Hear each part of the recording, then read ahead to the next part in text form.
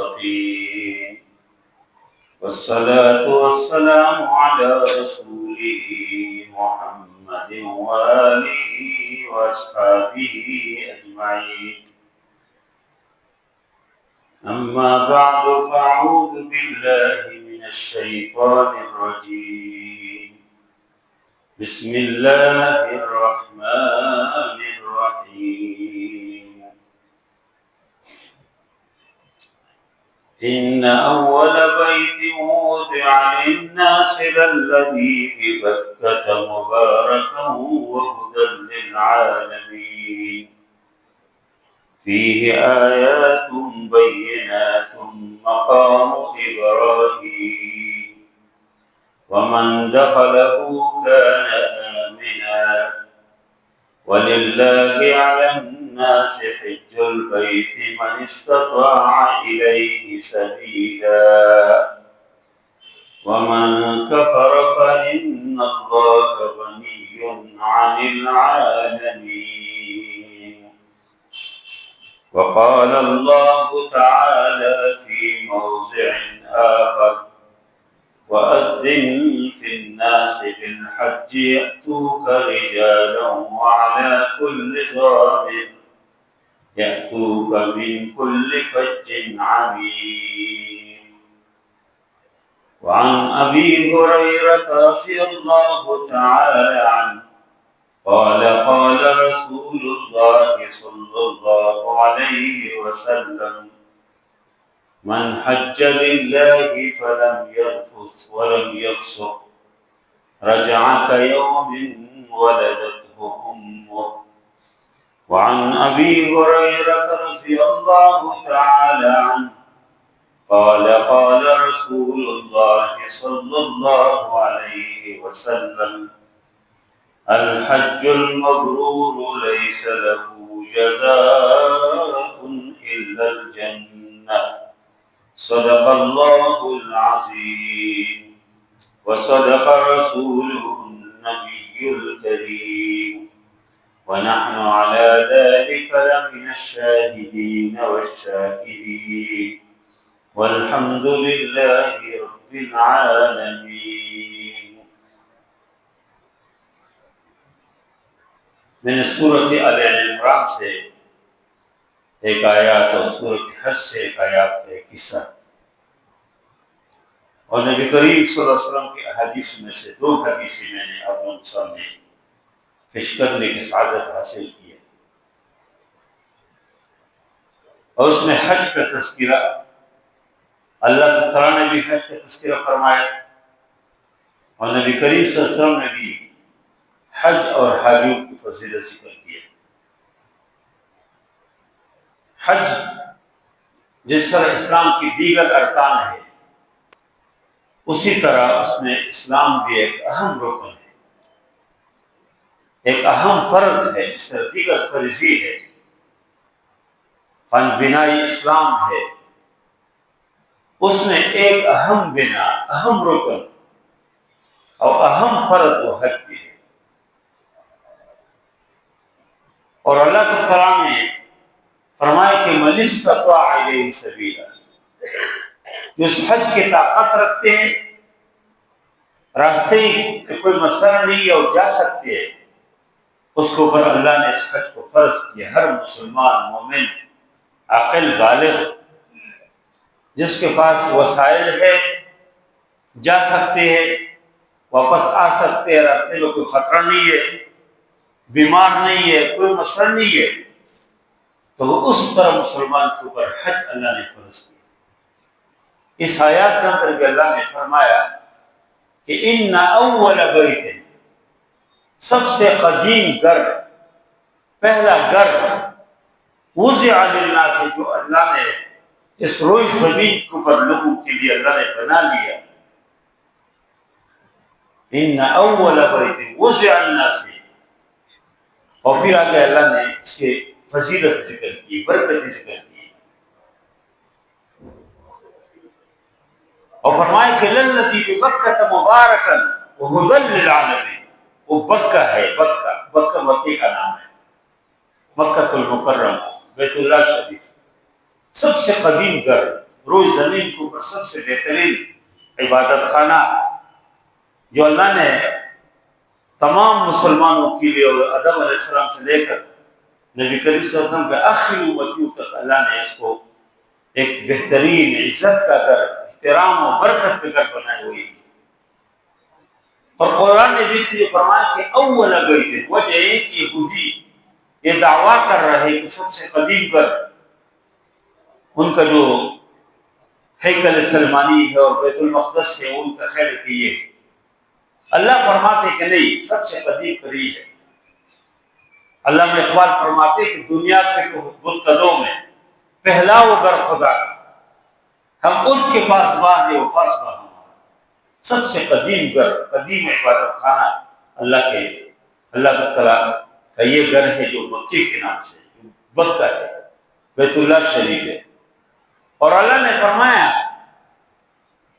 کہ ہدی للعالمین فیہ آیات بینات مقام ابراہیم، اس میں واضح دلائل قدرت کی نشانیاں ہے، اس پہ مقام ابراہیم ہے.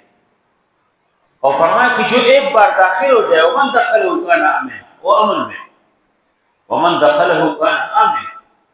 اور پھر اللہ نے فرمایا کہ وَلِلَّهِ عَلَى النَّاسِ حِجُّ الْبَيْتِ، اللہ کے رضا کے لیے لوگوں کے اوپر لازم ہے، فرض ہے، علی لزوم کے لیے لازم ہے کہ بیت اللہ کے حج کریں. اور پھر اللہ نے ساتھ یہ فرمایا کہ مَنِ اسْتَطَاعَ إِلَيْهِ سَبِيلًا، جس کی استطاعت ہو. اور پھر اللہ نے فرمایا وَمَنْ كَفَرَ فَإِنَّ اللَّهَ غَنِيٌّ عَنِ الْعَالَمِينَ، جو کفر کرتے ہیں، یعنی مطلب یہ ہو کہ جو حج کے نہیں جا رہے، جا سکتے ہو حج نہیں کر رہے، وہ کو کفر کر رہے، انکار کر رہے، اللہ کی حکم نہیں مان رہے، تو فرمائے کہ فَإِنَّ اللَّهَ غَنِيٌّ عَنِ الْعَالَمِينَ. اللہ سے بھی فرمائے ابراہیم علیہ السلام کا مقام ابراہیم حجر اسود کے ساتھ ہی تھوڑے سے فاصلے تھے. وہ جگہ ابھی بھی موجود ہے جب ابراہیم علیہ السلام اس بیت اللہ شریف کی تعمیر فرما رہے تھے اور ان کا بیٹا اسماعیل علیہ السلام اس کو اینٹیں دے کے پتھر دے کے ساتھ مزدور جس طرح مزدور کام کرتے اس طرح کام کرتے ہیں. اس وجہ سے وہ مقام ابراہیم علیہ السلام کے پاؤں کے نشانات اس پتھر کے اوپر ابھی بھی موجود ہے اور قیامت تک لوگ اس کو دیکھیں گے. اور راستے کا مطلب یہ ہے کہ انسان کی طاقت کا مطلب یہ ہے کہ آپ کے پاس اتنا پیسہ ہو کہ آپ آ سکتے ہیں جا سکتے ہیں، اس کے لیے کوئی نصاب ضروری نہیں ہے. آپ کے ساتھ آنے جانے کا خرچہ ہے. راستے میں آپ کس سے مانگتے نہیں، کس سے نہیں کہتے کہ میں حاجی ہوں، میں حج کے لیے مجھے کھلاؤ پلاؤ. ادھر آپ کا خرچہ آپ کے پاس ہو. ادھر آپ جائیں گے حج کے لیے، آپ کے بچوں کے پاس 2 مہینے یا 3 مہینے اس زمانے میں لوگ سفر کرتے تھے، پیدل جاتے تھے، گھوڑوں سے جاتے تھے.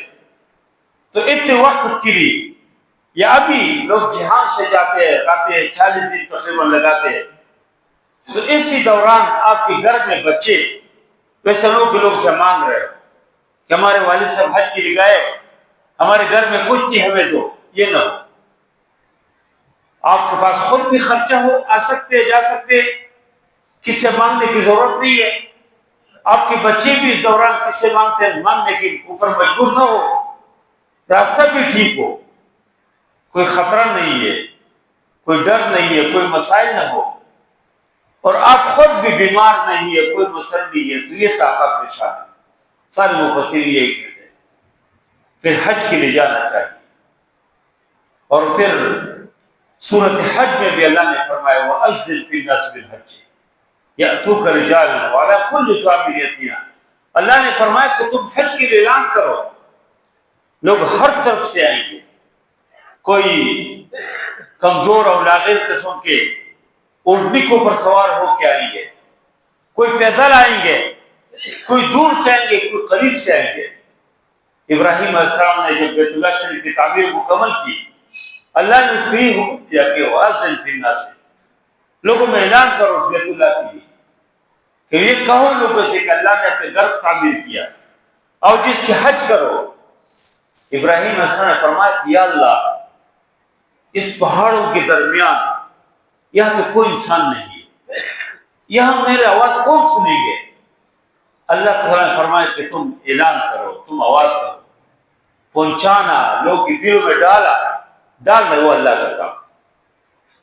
انسان ہر آدمی اپنے ذریعے کا کام کرے، آگے راستے اللہ کھول دیتے، راستے اللہ خود بناتے۔ ابراہیم علیہ السلام ایک پتھر کے اوپر کھڑے ہو گئے اور کہا کہ یا ایھا الناس ان اللہ بنا بیتا، اے لوگوں، اللہ نے اپنے گھر بنا دیا اور آپ کو حکم ہے کہ تم اس کے حج کے لیے آؤ۔ تو جن کے ارواح نے آواز سن لی ہے وہ کس نے کس طریقے سے پہنچ جاتا ہے۔ دیکھو غریب آدمی ہوگا، غریب کس طریقے سے پہنچ جائیں گے۔ کام کر رہے ہو ملوک صاحب دکان میں، موچی اور چھبیار کما کچھ نہ کچھ بچا رہے ہوتے، جاتے ہیں، پہنچ جاتے۔ جس کی دل میں خواہش ہو اور جس کے ارواح نے وہ آواز سنی ہے وہ کسی نہ کس طریقے سے پہنچ جاتے ہیں۔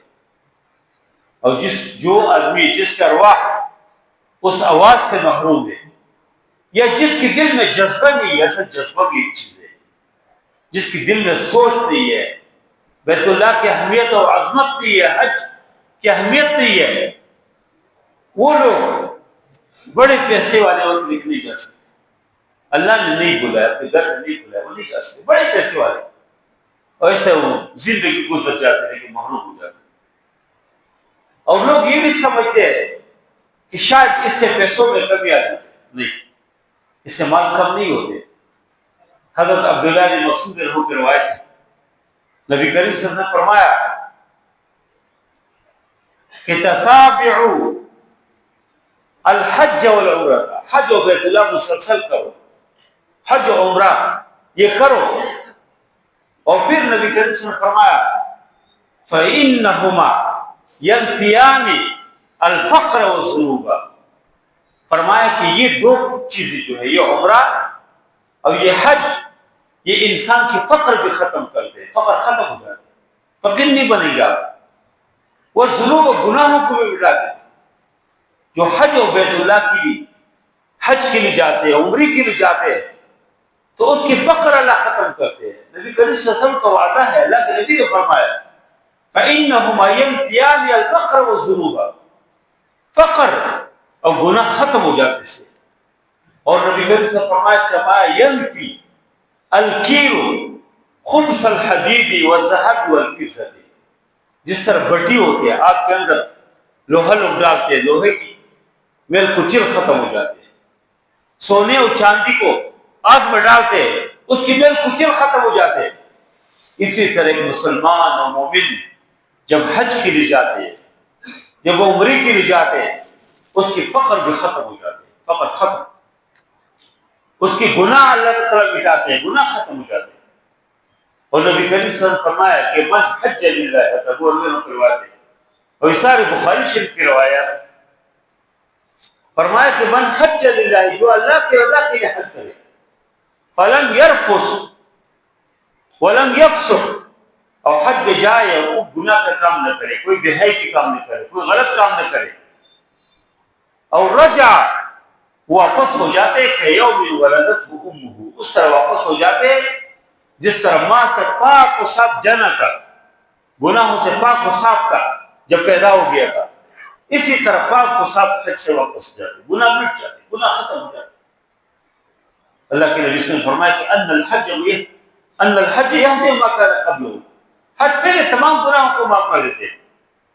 اور نبی کریم صلی اللہ علیہ وسلم نے یہ بھی فرمایا، حضرت ابو ہریرہ کی وہ بھی روایت ہے، فرمایا کہ الحج المبرور لیس له جزاء الا الجنہ، حج مبرور، نیک حج، مقبول حج، جو حج اللہ قبول کرے اس کی کوئی بدلہ نہیں ہے مگر اس کی بدلہ جنت۔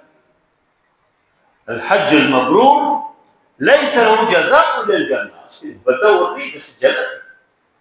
اور نبی کریم صلی اللہ علیہ وسلم نے یہ بھی فرمایا، عبداللہ بن عمر رضی اللہ عنہ اس کی راوی ہے، فرمایا کہ الحجاج والعمار وفد اللہ، حجاج جو حج کے لیے جاتے اور جو عمرے کے لیے جاتے وہ اللہ کی طرف سے ایک وفد ہے، وفد، وہ اللہ کے سامنے ایک جرگہ ہے۔ اور فرمایا ہے ان دعاہم اجابوا، اگر وہ دعا کرتے اللہ اس کی دعا قبول کرتے۔ وَإِنِ اسْتَغْفَرُوهُ، اللہ سے معافی مانگے تو اللہ غفر لہ، اس کو گناہ معاف کر دیں گے۔ اور ابو ہریرہ لوگ پرواتے ہیں کہ نبی کریم صلی اللہ علیہ وسلم پوچھا گیا کہ یا رسول اللہ ای العمل افضل، سب سے بہترین عمل کون سا؟ نبی کریم صلی اللہ علیہ وسلم فرمایا کہ الایمان باللہ ورسولہ، اللہ و اللہ کے رسول پر ایمان لانا سب سے بہترین عمل۔ پھر پوچھا یا رسول اللہ ثم ماذا، ایمان کے بعد پھر بہترین عمل کون سا ہے؟ فرمایا الجہاد فی سبیل اللہ، اللہ کے راستے میں جد و جہد کرنا، دین کے غلبے کے لیے محنت کرنا، کوشش کرنا، اپنی صلاحیتوں قوتوں کو دین کے غلبے کے لیے استعمال کرنا، یہ بہترین عمل ہے۔ پھر پوچھا کہ یا رسول اللہ ثم ماذا، پھر کیا ہے؟ اللہ کے نبی صلی اللہ علیہ وسلم فرمایا کہ اس کے بعد پھر الحج المبرور، حج مبرور جو اللہ قبول کرے وہ حج سب سے بہتر، سب سے بہتر جو ہے حج، اللہ جس کو توفیق دے، کتنی بڑی بات ہے۔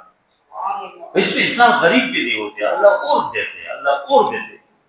اس سے انسان کے دل میں ایک تو عزم ہونا چاہیے، جذبہ ہونا چاہیے، دل میں خواہش ہو، اللہ راستے بناتے ہیں، اللہ کے لیے کوئی مشکل نہیں، اللہ راستے بناتے ہیں۔ اور جو پیسہ آپ حج کے اوپر خرچ کریں گے آپ کو پتہ پہ نہیں چلے گا، اس کو بدلہ اللہ کو دیں گے۔ اسی کہ اللہ کے نبی پیغمبر اسلام صلی اللہ علیہ وسلم نے فرمایا کہ اللہ اس کو یہ جو حج و عمرہ ہے یہ کیا کرتے؟ ینفیان الفقر والذنوب، فقر اور گناہ کو ختم کرتے۔ آپ کو فقر ہے، اب حج عمرہ کرے، ختم۔ اللہ کو فقیر نہیں رکھنے دیں گے۔ جو آپ نے اللہ کے راستے میں اللہ کے گھر کے لیے اب گئے ہیں اور اس سے وجہ آپ غریب ہو جائے، بہترین سفر ہے۔ جب انسان گھر سے نکلتے ہیں تو فرض تین جو فرائض ہے حج کے، اس میں ایک ہی حرام ہے، نیت ہے، تلبیہ۔ اب احرام باندھتے ہیں اور یہ حرام سنت ایک آدمی گھر سے باندھے، بہتر یہی ہے۔ گھر میں بچے آپ کو دیکھتے ہیں، بڑے آپ کو دیکھتے ہیں، اور وہ چھوٹوں کو بھی، چھوٹے آپ کو دیکھتے ہیں کہ یہ بھی دیکھو اسلام کے فریضہ ہے، میرے والد حج کے لیے، میرے بھائی حج کے لیے جا رہے ہیں، لوگ دیکھتے ہیں۔ آپ گھر سے نکلتے ہیں، ہر آدمی کہتے ہیں ہمارے لیے دعا کرو، ہم کسی اگر کبھی کوئی جھگڑا لاجا ہوا ہے، کوئی کہتے ہیں معاف کرو مجھے جی، میں حج کے لیے جا رہا ہوں۔ اور پھر وہی دو قسم کے دو کپڑے ہیں، ایک اوپر ایک نیچے سفید کپڑا، بالکل انسان گوئے کہ موت کی طرح ایک ماحول ہوتا ہے۔ اور ادھر گھر سے نکلتے ایک خوبصورت ترانہ ہے جو پڑھتے، ایک عشق و محبت کہ ایک نظم ہے جو انسان پڑھتے ہیں کہ لبیک اللہم لبیک لا شریک لک لبیک، یا اللہ میں حاضر، یا اللہ میں حاضر ہو، یا اللہ آپ کی کوئی شریک نہیں ہے، لا شریک لک، آپ کی کوئی شریک نہیں ہے، آپ کے ساتھ ذات میں صفات میں کوئی شریک نہیں ہے، لا شریک لک اللہم لبیک اللہم لبیک لا شریک لک لبیک۔ اور پھر کہتے ہیں ان الحمد والنعمت لک، یا اللہ حمد آپ کے لیے، تعریف کے قابل آپ ہے، نعمت آپ کے لیے ہے، سب کچھ آپ کے، والملک لک، بادشاہت آپ کے۔ اور کیا بادشاہ ہے؟ سو بادشاہ ہے اور آپ جیل میں، یہ کیا بادشاہ ہے؟ اصل بادشاہت تو آپ کے ہے اللہ، والملک لک لا شریک لک، آپ کی کوئی شریک نہیں ہے۔ بار بار اللہ سے کہتے کہ یا اللہ آپ، اور ایک مستانہ وار یہ ترانہ پڑھتے ہوئے گھر سے جب نکلتے ہیں اور آگے نکلتے ہیں، یہ منہ کے اوپر یہ الفاظ ہوتے ہیں کہ لبیک اللہم لبیک لبیک اللہم لبیک، یا اللہ میں حاضر ہوں، یا اللہ میری سعادت ہے کہ میں حاضر ہوں۔ اور پھر جب انسان جاتے ہیں، دیکھو یہ بالکل ایئرپورٹ کے اندر، ایئرپورٹ تک تو آپ کے ساتھ دو صحابہ گھر کے لوگ جاتے ہیں، لیکن ادھر ایک وقت آ جاتے ہیں کہ ایک شیشے کے اندر سے آپ کو چھوڑتے نہیں، ادھر آپ کے سارے رشتے دار باہر رہتے ہیں۔ جس طرح قبر تک آپ کے ساتھ لوگ جاتے ہیں اور آپ کو قبر میں رکھ کے آپ ادھر اکیلے ہیں، پھر کوئی آپ کے ادھر سے اوپر سے آپ کو آواز نہیں دے سکتے کہ یہ جو آپ کو، اس طرح اس شیشے کے باہر سے آپ کو کوئی نہیں کہہ سکتے، ادھر آپ کے کاغذات چھلبل شروع ہو جاتے، بالکل وہ آخرت کے منظر ہے، وہ قبر کے۔ پھر آپ اندر امیگریشن والوں کے ساتھ کمرے کھڑے ہوتے ہیں، وہ آپ کے پاسپورٹ چیک کرتے ہیں، آپ کی ویزا چیک کرتے ہیں، آپ کے کاغذات چیک کرتے ہیں، آپ کے سامان چیک کرتے ہیں، آپ سے پوچھتے کدھر سے آؤ، اور سب کچھ بالکل بیانی ہی جو قبر میں فرشتے پوچھتے ہیں نا کہ آپ کے رب کون ہے، آپ کس اسلام کو مانتے تھے، آپ کس پیغمبر کو مانتے تھے، اسی طرح بالکل امیگریشن والوں کے سامنے آپ اکیلے کھڑے ہوں گے، کوئی رشتہ دار آپ کے نہیں ہے، اور ادھر سے پھر آپ جہاز میں بیٹھیں گے اور آگے آپ کا سفر شروع ہو جاتا ہے، بیت اللہ شریف پر پہنچ جاتے ہیں۔ ادھر پھر دو اور فرائض ہیں، اس میں ایک فرض تو میدان عرفہ میں حاضر ہونا فرض ہے۔ اگر عرفے کے میدان میں جو 9 ذی الحجہ کو میدان عرفہ میں حاضر ہونا ہے، اگر یہ کوئی ایک سیکنڈ کے لیے بھی حاضر ہو جائے تو فرض ادا ہو جاتا ہے، لیکن کوئی حاضر نہ ہو تو اس کی حج نہیں ہوتے۔ مطلب جو وی کی حج کے لیے جاتے ہیں، آرام سے ہوٹلوں میں سوئے ہوتے ہیں، پتہ نہیں ہوتا ہے کہ آج کیا دن ہے، اور اچھا مجھے تو پتہ نہیں کہ آج عرفے کا دن، تو یہ عرفے کے دن عرفات کے وقوف ایک فرض، یہ اگر کس کے رہ جائے اس کو حج نہیں ہوتی۔ اور تیسرے نمبر طواف زیارت، بیت اللہ شریف کی طواف زیارت جس کو بولتے ہیں، اگر وہ نہ کرے کوئی اس کی حج نہیں ہوتی۔ تو جب آدمی بیت اللہ میں پہنچ جاتے ہیں، حج تو 3 دن کا کام ہے۔ 8 ذی الحج کو لوگ بیت اللہ شریف سے نکلتے ہیں، یا ہوٹلوں سے نکلتے ہیں، یا جاؤ ان کی رہائش، اور بعض لوگ 7 کو بھی نکلتے ہیں، اچھی بات ہے، اگر کوئی 7 تاریخ کو نکلتے ہیں 7 ذی الحج کو تو اور بھی اچھی بات ہے، پہلے سے پہنچ جاتے ہیں۔ یہ سال لوگ مینا جاتے ہیں، مینا شریف میں 8 تاریخ کو رہ جاتے ہیں، اور 5 وقت کی نماز ادھر باجماعت پڑھتے ہیں۔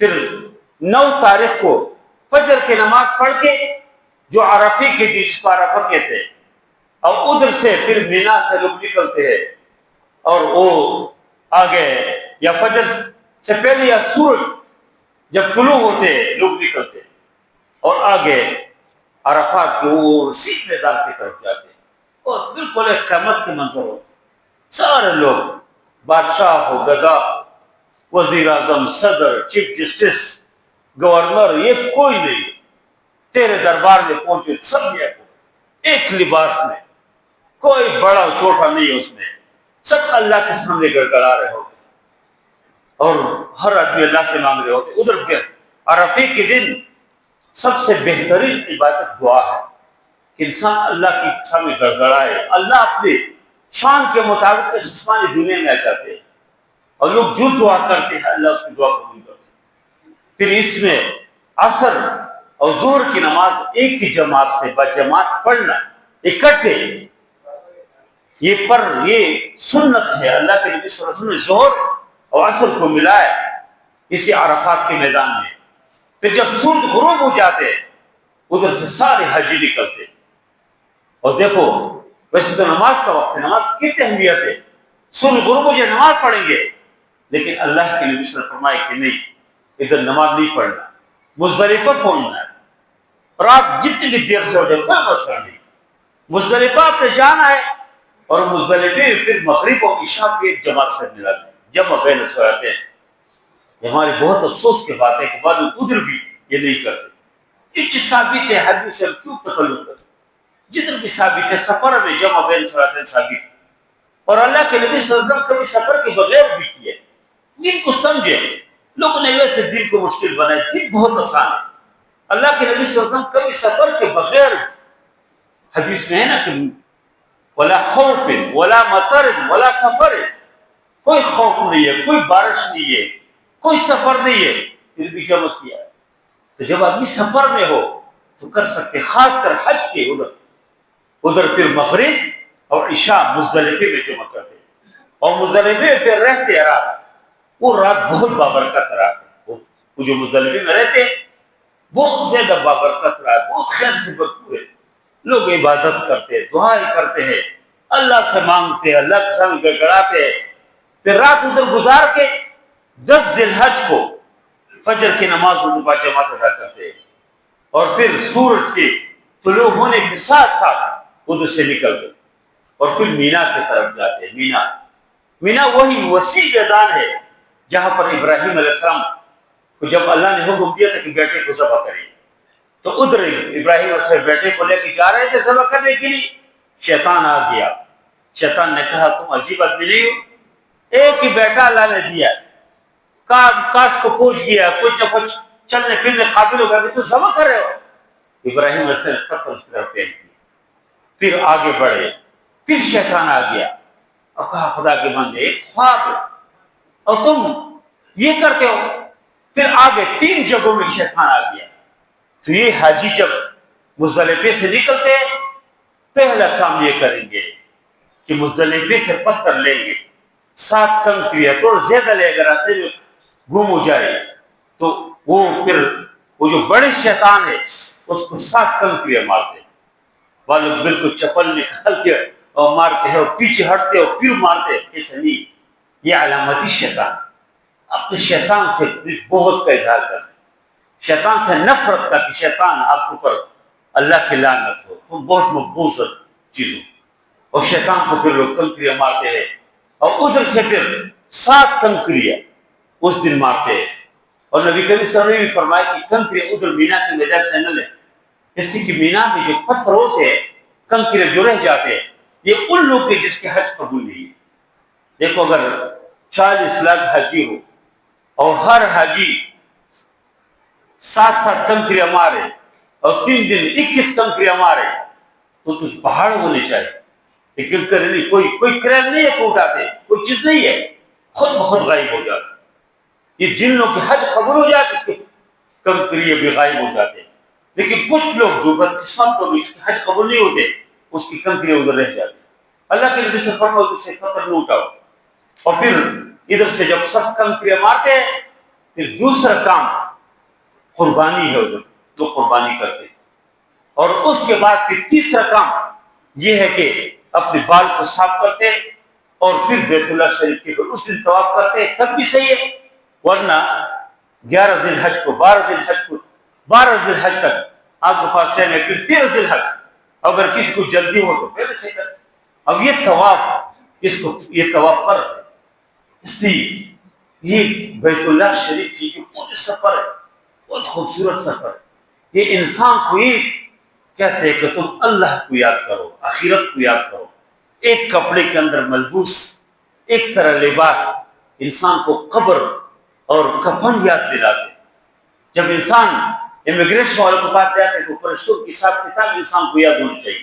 پھر عرفات کو میدان بالکل محشر کے میدان ہے، اور یہ بہترین ایک خوبصورت سفر ہے جو انسان کو اللہ سے وابستہ کرتے ہیں، اور یہ بہترین اجتماع ہے، پوری دنیا کے مسلمان ادھر آ جاتے ہیں اور امت کو ایک اتحاد کے سبق دیتے ہیں کہ امت ایک ہے۔ یہ جو دشمنوں نے ہمیں وہ کیا نا کہ تم بریلی ہو، تم دیوبندی ہو، تم اہل حدیث ہو، اور تم شیعہ ہو، تم سنی ہو، یہ کچھ نہیں۔ جس بیت اللہ کی طرف رخ کرتے نماز پڑھتے وہ مسلمان، جو اللہ کو مانتے، اللہ کو رسول کو مانتے، قرآن کو مانتے، مسلمان ہیں۔ اللہ کے نبی صلی اللہ علیہ وسلم نے فرمایا کہ من صلی صلاتنا، جو ہمارے طرح نماز پڑھے، واستقبل قبلتنا، اور ہمارے قبلے کی طرف رخ کرے، وقال ذبیحتنا، ہمارے ذبیحہ کا ہے، فذلک المسلم، یہ فلان کافر ہے فلان۔ میں اکثر کہتا ہوں خدا کے بدلوں کو اسلام میں لاؤ۔ اگر ایک آدمی اپنے کافر بنایا تو کیا فائدہ ہے آپ کو؟ اگر آپ نے مسلمان بنائے، مسلمان بنانے کی ضرورت، لوگ کو مسلمان بنا، اسلام کے اندر لاؤ۔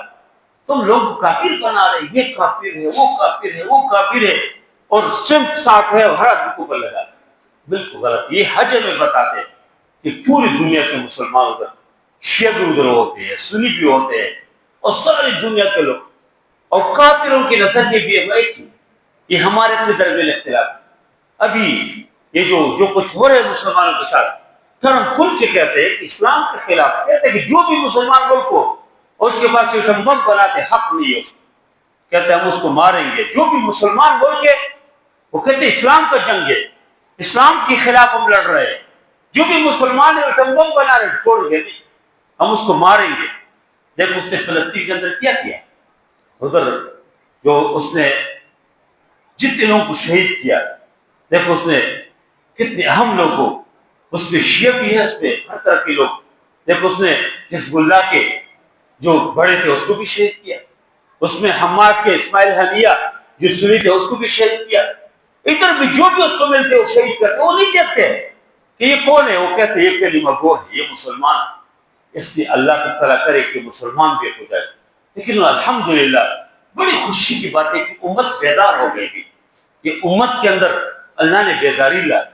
وہ جو علامہ اقبال نے کہا نا کہ کول آنکھ, زمین دیکھ, فضا دیکھ, مشرق سے ابھرتے ہوئے سورج کو ذرا دیکھ. ابھی امت ایک بن رہی ہے. جو علامہ اقبال نے فرمایا تھا کہ اقبال کا ترانہ بانگی درا ہے گویا, ہوتا ہے جادو و پیما پھر کارواں ہمارا.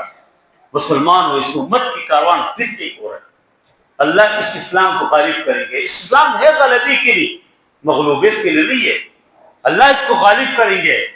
لیکن مغل پورا کے ایک مسلمان کی اس میں کیا حصہ ہے, میرا کیا حصہ ہے؟ اگر میں قیامت کے دن اللہ کے دربار میں جاؤں, میں حضرت ابو ہریرہ کے سامنے کیا کہوں گا, جس کو مکے کے اندر اسلام کے لیے گھسیٹ کے لے کے جا رہے ہیں, وہ حق کے الفاظ سے منہ سے نکلتے.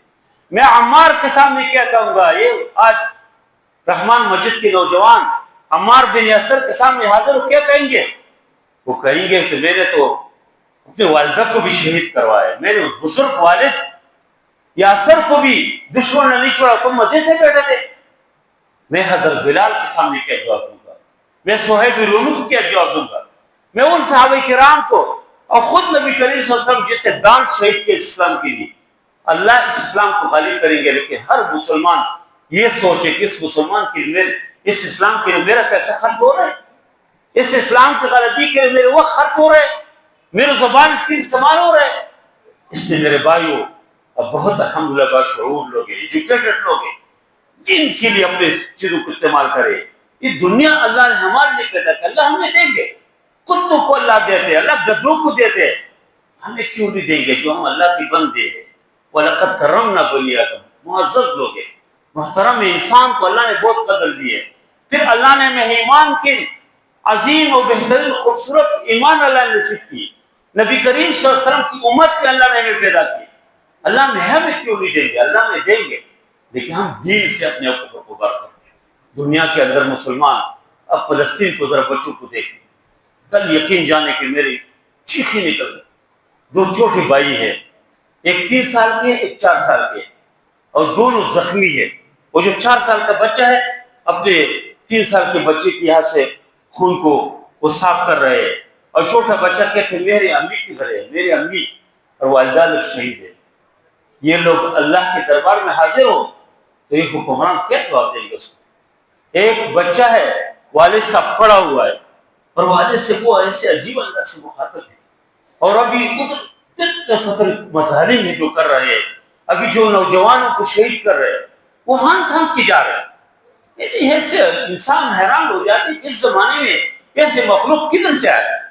وہ جو 11,000 لوگوں کو شہید کر رہے ہیں, اس کو جو پنسیاں دے رہے ہیں اسرائیل, اور ساری دنیا خاموش ہے اس کے اوپر, وہ ڈر نہیں رہے, وہ بھیک نہیں مانگ رہے, وہ ہنس رہے اور پنسیوں کی طرف جا رہے ہیں, اور خوشی سے جا رہے ہیں, ہنس ہنس کے جا رہے ہیں. اس میں تقریباً 400 سے تقریباً زیادہ اس طرح بچے ہیں جس کی عمر 10 سال سے کم, وہ بیچاروں کو بھی پنسی کے اس کے اوپر چڑھا رہے ہیں. اس لیے ہم بحیثیت مسلمان, بحیثیت امت, بحیثیت قوم, ہماری ذمہ داری اس کو سمجھے تاکہ اللہ تعالیٰ اس دین کو غالب کرے. دین غالب ہو جائے اور ہم کچھ نہیں کر سکتے تو ہم دعائیں کریں. کسی دعا میں فلسطین کے مسلمان کو بھولنا نہیں, اور پوری امت کے یہ دعائیں کرے. اس وقت دعاؤں کی ضرورت ہے کہ اللہ تعالیٰ اس امت کو ایک بار پھر بیدار کرے. اور ابھی پتہ چلا کہ ان دشمنوں کے پاس کچھ بھی نہیں.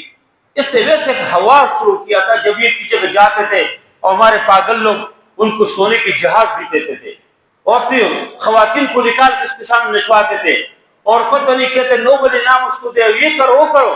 ابھی پتہ چلا ان کے پاس کچھ بھی نہیں ہے. یہ بیچارے عادی ہیں, یہ بھیک مانگ رہے ہیں ہم سے, کچھ نہیں ہے ان کے پاس. ابھی دیکھو الحمدللہ قطر نے بھی کہا کہ اڑی خالی کرو. ایسے امریکہ سے کہا کہ ابھی کوئی ضرورت نہیں آپ کی, اور ساری عرب ملکوں سے, پوری دنیا سے وہ بھاگی جا رہے ہیں. الحمدللہ یہ تھوڑا سے ہم نے ایک کمزور ملک نے کچھ نہ کچھ قوت دکھائی. اللہ نے اسلام کو, امت کو ایک عزت دی. اللہ نے پاکستان کو ان حالت میں بہت عزت دی. کاش اس عزت کو لوگ یہ ہضم کریں. دیکھو کیا صورتحال ہے، بجلی کبھی نہیں ہے، کبھی گیس نہیں ہے، کوئی احساس نہیں ہے. گھنٹوں کے 1 گھنٹہ بجلی، 1 گھنٹہ نہیں ہے، 1 گھنٹہ گیس جو جس شیڈول بتائے اس کے مطابق گیس نہیں ہوتی. اللہ کو خود مزید کر رہے ہیں، اللہ کیا جواب دیں گے؟ تم خود بھی تو تھوڑے سے مشکل برداشت کرو نا. چھوٹا بھی اس دن یہی اس صوبے کی وزیر اعلیٰ ابھی اس بہار سے وزیر اعلیٰ ہاؤس کی طرف جا رہی ہے، کچھ 40-45 گاڑی آگے پیچھے. وزیر اعظم اسلام آباد کیا تو کچھ 40 کی قریب گاڑی آگے پیچھے، اور جہاز اور پتہ نہیں کیا کیا. تو تھوڑے سے حالات لوگوں پر بھی رحم کرے تاکہ اللہ اس پوری امت کو رحم فرمائے. اللہ اس امت کو ایک بنائے، نیک بنائے. اور حج کی سعادت بہت عظیم سعادت ہے. جن لوگوں نے حج نہیں کیا، میں نے حج کی اسی گفتگو کی، کبھی بھی موقع ہے آپ لوگ کوشش کریں. ابھی سال نہیں کر سکتے، 10 سال، لیکن ارادہ کریں کہ حج کے اس عظیم و بہترین جو فرض ہے اس کو ادا کرنے کے ہم سب کوشش کریں گے. وصلی اللہ تعالی علی خیر خلقہ محمد و علیہ وسلم برحمتہ یا ارحم الراحمین.